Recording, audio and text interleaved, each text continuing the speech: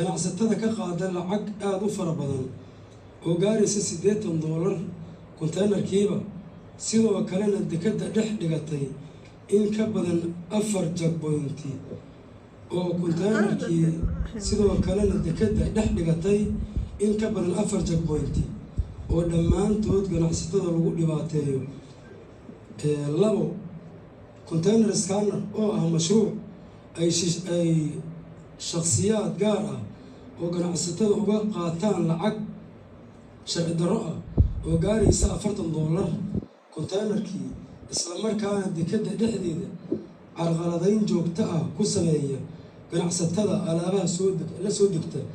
ayagoo mararka qaar sameeya inay waqtiga ka dilaan ganacsatada $40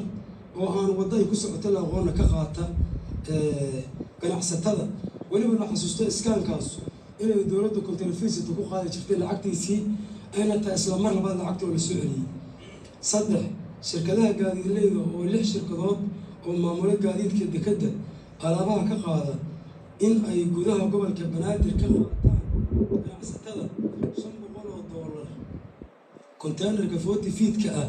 ama gaariga wada labada konteenar oo 20 ah halka 20 feet-ka ay ka qaataan konteenarka ama gaariga halka furo oo wado $250 oo aan lacag aad u badan marka masaafada ay alaabtan geynayaan sidoo kalena alaabaha ku qaada gaadiid aad u liito oo waxyeello gaar